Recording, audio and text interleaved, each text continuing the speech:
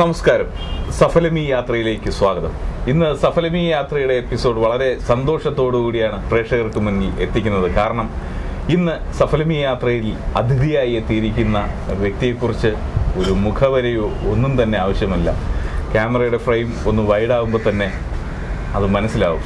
കേരള രാഷ്ട്രീയത്തിലെ ഭീമാചാര്യരും മുൻ മുഖ്യമന്ത്രിയുമായിരുന്ന ശ്രീ കെ കരുണാകരൻ സാറിൻ്റെ മകനും രാഷ്ട്രീയത്തിൽ ഇന്ന് ഏറ്റവും കൂടുതൽ ചർച്ച ചെയ്യപ്പെട്ടുകൊണ്ടിരിക്കുന്നതുമായ ശ്രീ കെ മുരളീധരൻ സാറാണ് നമ്മോടൊപ്പം എന്നുള്ളത്. ഞാൻ സ്വാഗതം ചെയ്യുന്നു. ഈ തിരക്കേറിയ സമയത്തിനിടയിലും പ്രേക്ഷകർക്ക് വേണ്ടി ഒരു അരമണിക്കൂർ മാറ്റിവെച്ചതിന് ഞാൻ ആദ്യമേ നന്ദി പറയുന്നു.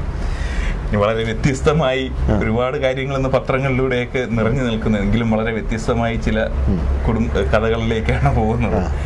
ഈ രാഷ്ട്രീയത്തിലേക്കുള്ള പ്രവേശനം ഒന്ന് അല്ല, രാഷ്ട്രീയത്തിലേക്കുള്ള പ്രവേശനം എന്ന് പറയുമ്പോൾ ഞാൻ ജനിച്ച് ഓർമ്മ വന്ന നാൾ മുതൽ രാഷ്ട്രീയ രംഗം കണ്ടുകൊണ്ടിരിക്കുന്ന ഒരാളായിരുന്നു ഞാൻ.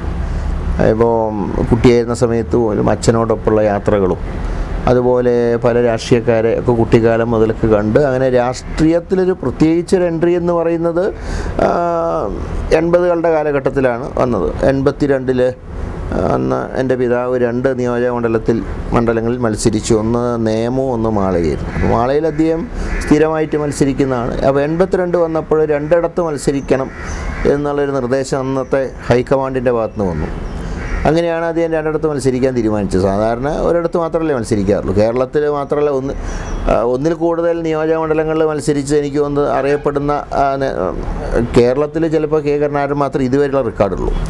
ബാക്കി ലീഡേഴ്സൊക്കെ ഒരു നിയോജകമണ്ഡലത്തിൽ മാത്രമാണ് മത്സരിക്കാറ്. അപ്പോൾ അന്ന് അങ്ങനെ മത്സരിച്ചപ്പോൾ അദ്ദേഹത്തിന് അന്ന് കേരളം മുഴുവൻ ഓടി നടക്കണം. അപ്പോൾ സ്വന്തം കോൺസ്റ്റിറ്റ്യുവൻസിയിൽ വരാൻ സമയമില്ലാത്തൊരു സന്ദർഭമാണ് 82. മാളയിൽ പിന്നെ അദ്ദേഹത്തിന് പ്രത്യേകിച്ച് പരിചയപ്പെടുത്തേണ്ട ആവശ്യമില്ല. അദ്ദേഹത്തിൻ്റെ എല്ലാ ഉയർച്ചയും താഴ്ചയൊക്കെ നേരിട്ട് കണ്ടവരാണ് മാളയിലെ ആളുകളെന്ന് പറയുന്നത്. പക്ഷേ നിയമം അങ്ങനെയല്ല. നിയമത്ത് കെ കരുണാകരൻ എന്നുള്ള വ്യക്തിയെ അറിയാം. അന്ന് ഒരു കാര്യം ഓർക്കണം, ഇന്നത്തെ പോലെ ചാനലൊന്നും ഇല്ലാത്തൊരു കാലഘട്ടമാണ്. അന്ന് മാധ്യമങ്ങളിൽ കൂടുതൽ അറിവ് മാത്രമേ ഉള്ളൂ. അപ്പോൾ അങ്ങനെയുള്ള സന്ദർഭത്തിൽ ആ നിയോജക മണ്ഡലത്തിൻ്റെ ഒരു ഡയറക്റ്റായിട്ട് അല്ലെങ്കിൽ ഇൻഡയറക്റ്റായിട്ട് ചുമതല ഏറ്റെടുത്തുകൊണ്ട് ഇപ്പോൾ ഞാൻ പറയാം, സ്ഥാനാർത്ഥിയെ കാണണമെന്ന് ആഗ്രഹമുള്ളവർക്ക് അന്ന് അച്ഛൻ എല്ലായിടത്തും ഓടി നടക്കുന്ന ഒരാളല്ലേ. അപ്പോൾ അതിന് പകരക്കാരനായിട്ട് ഞാൻ പോകാറുണ്ട്. അങ്ങനെ ആ തെരഞ്ഞെടുപ്പിൽ അത് സജീവമായിട്ട് രംഗത്ത് വന്നു. അതുപോലെ 87 മാളയിൽ തന്നെ 87 ഒരു പ്രത്യേകിച്ചൊരു സാഹചര്യം വന്നത് അന്ന് അധികം കൂടുതൽ തിരക്കായിപ്പോയി CM ആയിരുന്ന സന്ദർഭത്തിൽ. അപ്പോൾ മാളയിൽ തന്നെ ഒരു ലീഡർഷിപ്പിന് ഒരു അഭാവം ഉണ്ടായിരുന്നു. അങ്ങനെയാണ് 87. അത് കഴിഞ്ഞ് 2 വർഷം കഴിഞ്ഞപ്പോൾ ഞാൻ ഔദ്യോഗികമായിട്ട് കോൺഗ്രസിൻ്റെ സ്ഥാനാർത്ഥിയായി ലോകസഭയിലേക്ക് മത്സരിച്ച. അപ്പോൾ അങ്ങനെ ഒരു പ്രത്യേക പ്രവേശനത്തിന് മുഹൂർത്തം ഉണ്ടായിട്ടില്ല. ഓർമ്മ വെച്ച കാലം മുതലേ കാണുന്നൊരു ഫീൽഡ്, പിതാവിൻ്റെ ഫീൽഡ്. അങ്ങനെ ഞാനും എൻ്റെ ഒരു ഭാഗമായി. പിന്നെ ഒരു ഔദ്യോഗികമായിട്ടൊരു പദവി ഏറ്റെടുക്കുന്നത് സേവാദളിൻ്റെ ജില്ലാ ചെയർമാൻ മുതൽ സംസ്ഥാന ചെയർമാൻ വരെ എത്തിയപ്പോഴേക്കാണ് ഇലക്ഷൻ വരുന്നത്. അങ്ങനെ ഞാൻ സ്ഥാനാർത്ഥിയാവുന്ന MP ആയി. പിന്നീട് 92 സംഘടനാ ഇലക്ഷൻ കോൺഗ്രസ്സിൽ, അതിനുശേഷം ഇലക്ഷൻ നടന്നിട്ടില്ല. ഏറ്റവും വിവാദം ഉണ്ടാക്കിയ ഇലക്ഷനാണ്. കോൺഗ്രസ്സിലെ ഒരു ഗ്രൂപ്പിസത്തിന് തന്നെ ശക്തമായ പേരുണ്ടാക്കിയൊരു തെരഞ്ഞെടുപ്പായിരുന്നു. അവിടെ അന്ന് മത്സരിച്ച് ജയിച്ചു. സംഘടനാ തലത്തിൽ മത്സരിച്ച് ജയിച്ചു. KPC എക്സിക്യൂട്ടീവിലേക്കൊക്കെ മത്സരമായിരുന്നു. എക്സിക്യൂട്ടീവിൽ അംഗവും AICC അംഗവുമായിട്ട് തിരഞ്ഞെടുക്കപ്പെട്ടു. ശിവലാർവി APC പ്രസിഡൻ്റായി വന്നപ്പോൾ എന്നെ ജനറൽ സെക്രട്ടറി, അന്ന് 5 ജനറൽ സെക്രട്ടറിമാരേ ഉള്ളൂ, അതിലൊരാൾ ഞാനായിരുന്നു. പിന്നെ സ്വാഭാവികമായിട്ട് പിന്നെ ഫുൾ ടൈം പൊളിറ്റിക്സ് തന്നെ, മറ്റൊന്നും ഏർപ്പാടുണ്ടായി. അതുപോലെ കുറച്ചു കാലം വിദേശത്തൊക്കെ ആയിരുന്നു. അവിടെ നിന്ന് കേരളത്തിലേക്ക് മടങ്ങി വന്നിട്ട് ഇന്ന് രാഷ്ട്രീയത്തിൽ ഇന്ന് ഒരുപാട് അനുഭവങ്ങളുള്ള ഒരു നേതാവ്, ഇത്രയും ഈ പ്രായത്തിൽ അനുഭവങ്ങളുള്ള ഒരു നേതാവ് തീർച്ചയായിട്ടും താങ്കൾ തന്നെയാണ്. മറ്റേ ഞാൻ ഗൾഫിലെ കുറച്ചു കാലം ഒരു മാനേജ്മെൻറ്റ് ട്രെയിനി ആയിട്ട് ദുബായിൽ കുറച്ചു കാലം ഉണ്ടായിരുന്നു. അത് 6 മാസം മാത്രമേ ഉണ്ടായിരുന്നു. പിന്നീട് ഈ തിരക്കേറിയ ജീവിതത്തിൽ നിന്ന് ഒരു അകന്ന് നിൽക്കുക എന്ന് തോന്നിയപ്പോൾ ഞാൻ തിരിച്ചു പോന്നു. പക്ഷേ ആ 6 മാസത്തെ ഗൾഫിലെ താമസം ആ രാജ്യത്ത് അനുഭവിക്കുന്ന നമ്മുടെ ആളുകളുടെയൊക്കെ ഒരു അവരുടെ രീതി കണ്ട് മനസ്സിലാക്കാൻ കഴിഞ്ഞു. അവിടെയൊക്കെ അവരുടെ അത്യധ്വാനം, നാടിനെക്കുറിച്ചുള്ള അവരുടെ ഓർമ്മകൾ. അന്ന് ഇതുപോലെ അത്രയൊന്നും ദുബായിൽ TVയും സംവിധാനമൊക്കെ ഉണ്ടെങ്കിലും കേരളത്തിൽ കുറവായതുകൊണ്ട് ഇവർ കേരളവുമായിട്ട് ഇത്ര അടുത്തൊരു ആത്മബന്ധം തന്നില്ല. അന്ന് ടി വി ഉണ്ട്, അത് ഗൾഫിലെ ന്യൂസ് മാത്രമേ കാണിക്കുള്ളൂ, പിന്നെ വിദേശ ചാനലുകളുണ്ട്. കേരളത്തിലെ കാര്യങ്ങളൊന്നും അധികം ഈ ചാനലിൽ വരില്ലല്ലോ.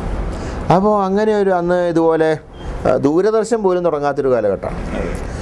അപ്പോൾ അങ്ങനെയൊക്കെ വന്ന സമയത്ത് ജനങ്ങളുടെ അന്നത്തെ മനോഭാവം ഞാനിപ്പോഴും ഓർക്കുന്നു. അതുപോലെ ഞാൻ 89 MP ആയി വന്നപ്പോൾ അന്ന് കോഴിക്കോട് വിമാനത്താവളത്തിൽ ആകെ ആഴ്ചയിൽ 4 സർവീസുള്ളൂ, ബോംബെക്ക് മാത്രം, വേറെ ഒരു സ്ഥലത്തേക്കും ഇല്ല.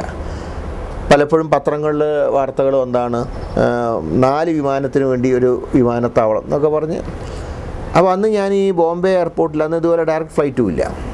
ബോംബെയിൽ ചെന്ന് ചിലപ്പോൾ കണക്ഷൻ ഫ്ലൈറ്റിന് 2 മണിക്കൂർ 3 മണിക്കൂറൊക്കെ കാത്തിരിക്കേണ്ടി വരും. അങ്ങനെ വരുമ്പോഴൊക്കെ ഈ ഗൾഫിലേക്ക് പോകാൻ വേണ്ടിയുള്ള നമ്മുടെ മലയാളികളായ ആളുകൾ അനുഭവിക്കുന്ന പ്രയാസം, അവരെ ചീറ്റ് ചെയ്യുന്ന പല രംഗങ്ങളും നേരിട്ട് കാണുക പോലും ഉണ്ടായി. അപ്പോൾ ഗൾഫിൽ 6 മാസം കഴിഞ്ഞ ഓർമ്മയും ഇതെല്ലാം അങ്ങനെയാണ് കോഴിക്കോട് വിമാനത്താവളത്തിൻ്റെ വികസനത്തിന് വേണ്ടി പ്രവർത്തിക്കാൻ തീരുമാനിച്ചതും. ഭാഗ്യവശാൽ 91 എൻ്റെ പിതാവ് മുഖ്യമന്ത്രിയും കോൺഗ്രസിൻ്റെ ഏകകക്ഷി ഭരണം ഇന്ത്യയിലുണ്ട്. അത് എനിക്ക് തോന്നുന്നത് അവസാനത്തെ ഏകകക്ഷി ഭരണമായിരുന്നു. അപ്പോൾ ആ സന്ദർഭത്തിൽ കേന്ദ്രത്തിൽ അദ്ദേഹത്തിൻ്റെ സ്വാധീനം ഉപയോഗിച്ചുകൊണ്ട് തന്നെ കേന്ദ്ര സംസ്ഥാന ഗവൺമെൻറ്റുകൾ ഒരു പുതിയ മാർഗം, അന്നാണ് ഈ ഉദാരവൽക്കരണം തുടങ്ങുന്നൊരു കാലഘട്ടമാണ്. അന്ന് എയർപോർട്ട് ഡെവലപ്മെൻറ്റ്, സത്യം പറഞ്ഞാൽ കോഴിക്കോട് എയർപോർട്ടാണ് ഈ സ്വകാര്യ സംരംഭകരെ ഒരു എയർപോർട്ടിന് വേണ്ടിയുള്ള പ്രാഥമിക ചുവടുവെപ്പ് എന്ന് പറയുന്നത്. കാരണം എയർപോർട്ട് സിവിൽ ഏവിയേഷൻ്റെ കീഴിലാണെങ്കിലും ഡെവലപ്മെൻറ്റിന് പൊതുജനങ്ങളുടെ സഹായം സ്വീകരിച്ചുകൊണ്ട് റൺവേ വികസനമാണ് ആദ്യം നടത്തുന്നത്. അന്ന് പലരും ചോദിച്ചവരുണ്ട്, ഇങ്ങനെ വിമാനത്താവളങ്ങൾ ജനങ്ങളുടെ കാശ് കൊണ്ട് പണിയാണെങ്കിൽ പിന്നെ സർക്കാരിന് എന്താ പണി എന്ന് അവരും ചോദിച്ചവരുണ്ട്. അപ്പോൾ അങ്ങനെ പിന്നെ ജനപ്രതിനിധി എന്നുള്ള നിലയിൽ ഉള്ള പ്രവർത്തനങ്ങൾ സ്വാഭാവികമായിട്ടും പല സന്ദർഭങ്ങളിലും വിമർശനങ്ങളും സംഘടനാ ഇലക്ഷനോടുകൂടെ കോൺഗ്രസ്സിലുണ്ടായ ചേരിതിരിവിൽ ഒരു പക്ഷത്ത് നിന്നപ്പോൾ ഉണ്ടാകുന്ന അനുഭവങ്ങളും, പിന്നെ അങ്ങ് രാഷ്ട്രീയ ജീവിതം ഒരു എന്താ പറയേണ്ടത്, ഒരു ഇപ്പോഴൊക്കെ ആണെങ്കിൽ ശക്തമായി നേരിടാനുള്ള ഒരു മനോഭാവം ആ കാലഘട്ടങ്ങളിലൂടെയാണ് കിട്ടിയത്.